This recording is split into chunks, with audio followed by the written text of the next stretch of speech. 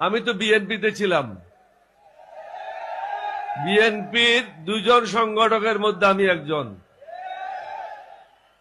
President Zia এবং আমি দুজনেই বিএনপি করেছিলাম।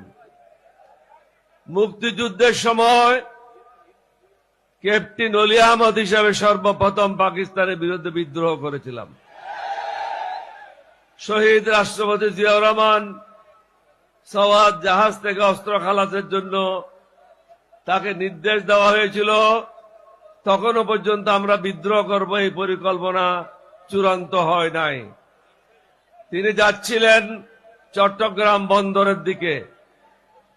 ইতিমধ্যে আমি যখন খবর পেলাম ঢাকাতে শুরু হয়ে গেছে গোলাগুলি, চট্টগ্রাম সেনানিবাসে গোলাগুলি শুরু হয়েছে, অষ্টম বেঙ্গল সেনাদেরকে নিয়ে আমি বিদ্রোহ করি এবং প্রেসিডেন্ট জিয়াকে দেওয়ানহাট নামক স্থান থেকে ফিরিয়ে নিয়ে আসি।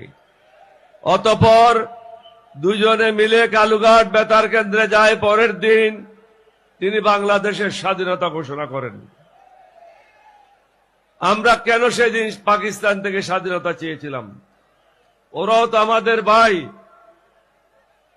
কারণ আমাদের যে ন্যায্য অধিকার ছিল সে অধিকার থেকে আমাদেরকে বঞ্চিত করেছিল।